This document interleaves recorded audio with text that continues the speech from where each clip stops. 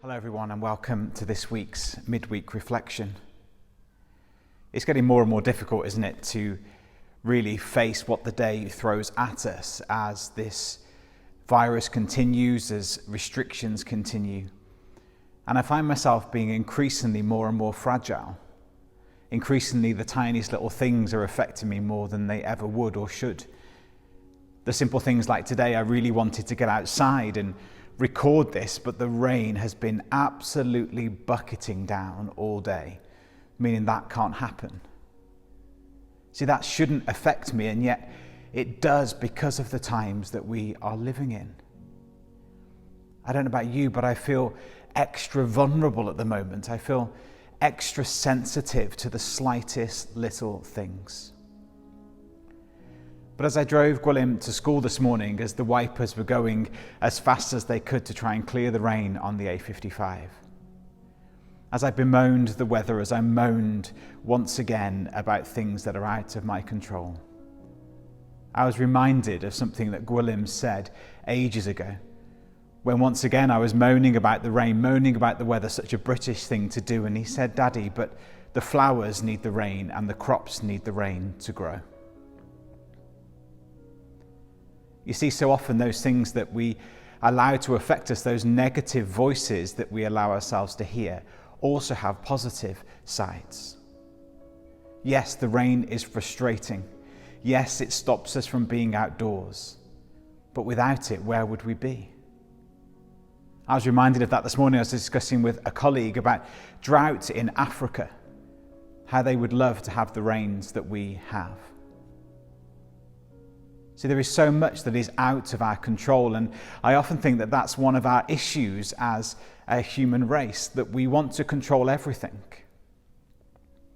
If this season has taught us anything, then there is so much that isn't in our control. We cannot control this virus. We cannot control other people's behavior. And yet there are things that we can control. There are things that we can do to keep ourselves afloat, to keep ourselves going, to make sure that we are doing what we can to make a difference to others. You know, we can either choose to moan about the restrictions that we're under, however illogical or however much we might struggle with them, or we can choose just to be positive, to adhere to them, and trust that someone somewhere knows what they're doing. You know, as I was thinking today, I was reminded of the passage in Jeremiah 29, and so often we will go to Jeremiah 29 and verse 11, where God says, "For I know the plans I have for you, declares the Lord, plans to prosper you and not to harm you, plans to give you a hope and a future." And if ever we need to hear that, it's now, isn't it? That God we have hope in God that is secure, and we have a future plan in God that is secure. That there will be a day when we will look back on all of this as some kind of bad dream. But it's earlier on in that chapter that the Lord opened my eyes to verse 7, where God's people are being spoken to here in exile. They find themselves in a strange and foreign land. They find themselves in a place that they don't want to be in.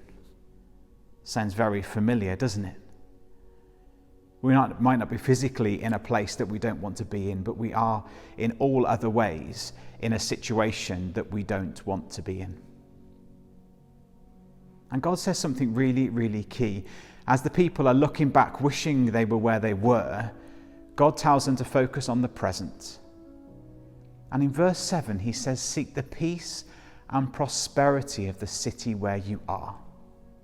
Pray for it." He tells them to put down roots, to marry, to get jobs, to invest in the season they're in. I wonder if we need to focus on the present a bit more. However difficult it might be to accept all that is happening, we cannot control it. We cannot change what is happening at the moment. So how can we make the best of the season that we're in? Not denying the pain and the struggle and the suffering that is all around us, but how can we seek to bring good out of what isn't? How can we seek to shine light in the darkness as Jesus specializes in? I've seen a few posts recently about local things, and I wonder in this season, and I believe this is what God is teaching me, how can we use this season to appreciate the local area that we live in? As our travel is restricted, how about we just sit still and we open our eyes to the beauty and the wonder of what is around us? How about we give thanks for the fact that the environment is benefiting from a lack of travel? You know, as we come towards Christmas, which isn't far in front of us, how can we make a difference to our local economies? How about each one of us simply buys from local businesses rather than going to Amazon and other big corporations? See, in small ways we can make a difference. In small ways we can bring a positive into this season that we might not be able to see currently. How can we seek the peace and prosperity of the places that we are in now? How can we focus on the present rather than looking back to what was or dreaming of what is to come? We can trust in God, as that letter in Jeremiah 29 goes on, that we have a secure hope and a future in Jesus. But as well as knowing that future is there, how can we make the most of today? How can we make the most of the situation we're in?